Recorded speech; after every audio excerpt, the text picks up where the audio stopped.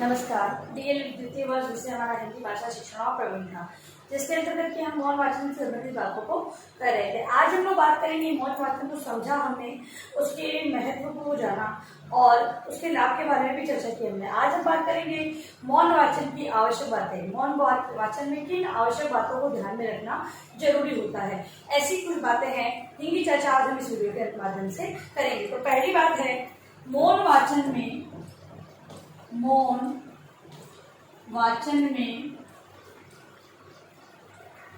चित्त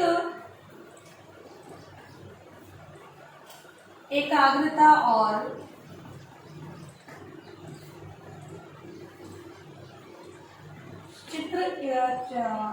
चित्त एकाग्रता और ध्यान केंद्रित हो।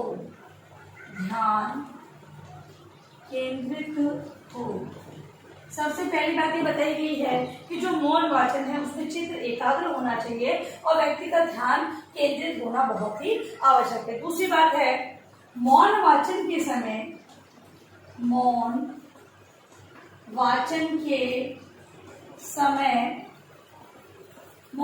के समय होठ बिल्कुल नहीं हिलने चाहिए। होठ बिल्कुल नहीं हिलने चाहिए क्योंकि इसे मन की गति से और नेत्रों के माध्यम से पढ़ा जाता है, इसलिए इसमें होठ बिल्कुल नहीं हिलने चाहिए।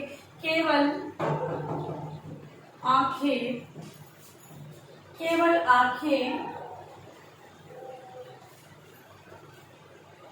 शुद्ध और शब्द और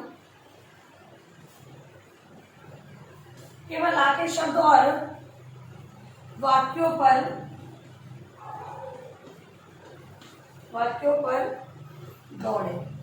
इस बात का ध्यान में रखा जाए कि होठ बिल्कुल नहीं हिले, केवल आंखें हैं वो शब्द और वाक्यों पर दौड़नी चाहिए। तीसरी ध्यान रखने योग्य बात है, मौन पाठ के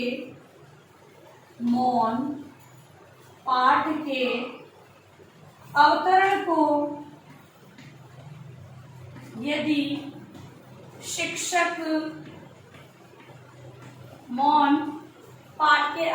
यदि शिक्षक एक बार स्वयं सस्वर पढ़े तो अच्छा रहेगा।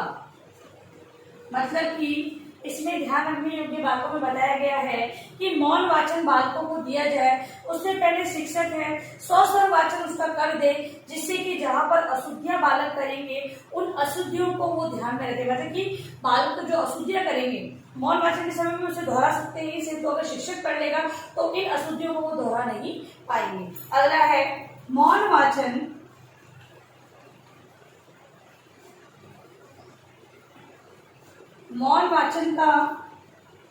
के उपरांत पठित अवतरण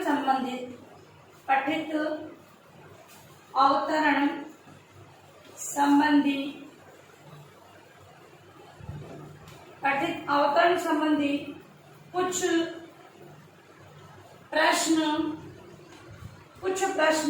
पूछे जाए।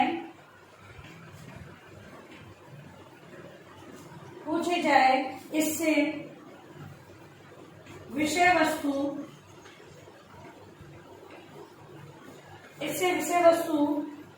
का पुनर्ज्ञान हो जाएगा। और अगली बात ये बताई गई है कि जब इस अवतरण का मौन पठन हो जाए उसके बाद अध्यापक है विद्यार्थियों से अवतरण से संबंधित कुछ प्रश्न करे, जिससे कि जो विद्यार्थियों ने पढ़ा है उसका पुनर्ज्ञान हो जाएगा और विद्यार्थियों ने कहाँ तक उसे समझा है ये ज्ञात हो जाएगा। अगला है, मौन वाचन का समय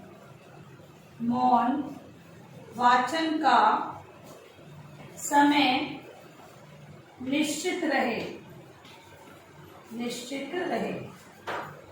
मौन वाचन का समय निश्चित होना चाहिए, यदि मौन वाचन का समय निश्चित नहीं होगा तो कोई भी बालक है वो उसे पढ़ कर परेशान हो जाएगा और उसे ये समझ में नहीं आएगा कि अब हमें क्या करना है। इस हेतु उसका समय भी डिसाइड रहेगा तो वो उसको पढ़कर समझ लेंगे और अध्यापक उससे संबंधित प्रश्नों को करेगा, जिससे कि उन्होंने कितना सीखा ये ज्ञान प्राप्त हो जाएगा।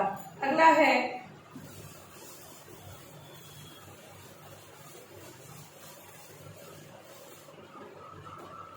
बालक को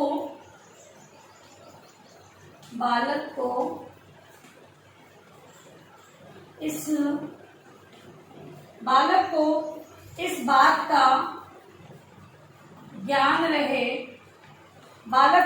का ज्ञान रहे कि मौन पाठ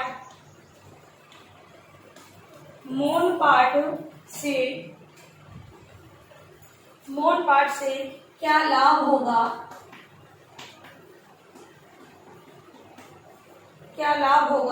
इससे वाचन में रुचि और आकर्षण पैदा होता है। मौन वाचन की यदि लाभ विद्यार्थियों, जैसे हमने लाभ पढ़े थे, वो लाभ अगर विद्यार्थियों को पता होंगे कि मौन वाचन से इस प्रकार के लाभ होते हैं, तो बालक है वो उसको ध्यानपूर्वक पढ़ेंगे और वाचन है वो रुचिपूर्ण और आकर्षक लगेगा।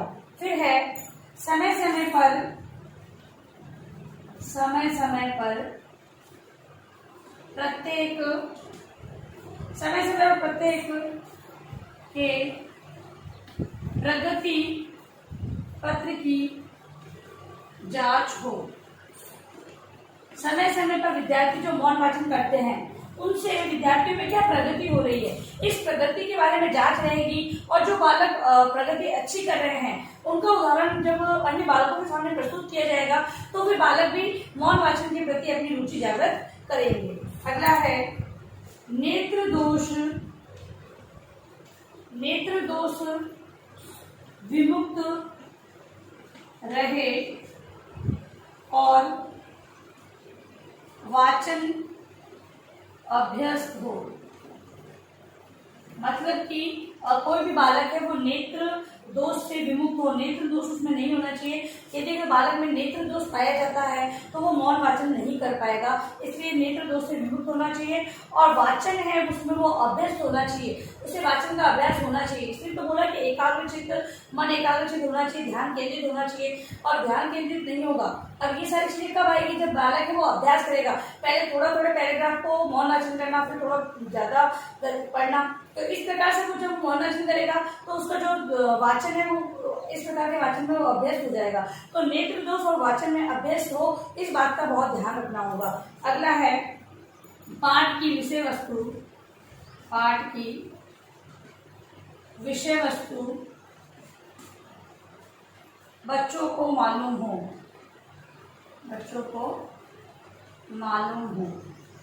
क्योंकि अगर कोई अनजाना कोई ऐसे ही अध्यापक अपनी मर्जी से कोई भी पैराग्राफ उठा के बालकों को बोलता है आप पढ़ो, उसको मौन वाचन करो, तो बच्चे उसे समझ नहीं पाएंगे। क्योंकि अगर उन्हें अनौपचारिक शिक्षण ही करना हो तो विद्यालय के होते, तो अध्यापक है उस पाठ को वाचन करके बोला है कि अवतरण खुद पढ़ ले, तो जब वो पढ़ लेगा तो विद्यार्थियों को उसे मौन वाचन करने में आसानी होगी। तो इस प्रकार से जब मौन वाचन किया जाए तो इन सभी बातों को बहुत ही ध्यान रखना चाहिए, क्योंकि मौन वाचन के माध्यम से हम बालकों के अंतर्गत भाषाई विकास को बढ़ा सकते हैं, भाषा से संबंधित कौशलों का विकास हम उनमें कर सकते हैं। इस हेतु मौन वाचन बहुत ही आवश्यक है। बालकों में साहित्य के प्रति रुचि उत्पन्न करने में मौन वाचन की बहुत बड़ी भूमिका रहती है और बालक है इन्हीं रुचि को आगे जाकर अपने व्यवसाय से जोड़ेंगे। इस हेतु बालकों में मौन वाचन का विकास उच्च प्राथमिक स्तर पर होता है और इस विकास हेतु एक शिक्षक को हमेशा प्रयासरत रहना चाहिए। अब लिखिए गृह कार्य प्रश्न। गृह कार्य प्रश्न लिखिए आपका, मौन वाचन संबंधी आवश्यक बातों को लिखें। मौन वाचन संबंधी जो आवश्यक बातें हैं वो आपको अपनी उत्तर पुस्तिका में अनिवार्य रूप से लिखनी है और अंत में इस महामारी के दौर में कम से कम ये आवश्यक कार्य होने पर आप घर से बाहर निकले। बाहर निकलते तो 3 बातों का विशेष ध्यान रखें। मास्क लगाएं, सोशल डिस्टेंस बनाएं और हाथों को बार बार सैनिटाइज करते रहे। सुरक्षित रहे, सभी का ध्यान रखें। धन्यवाद।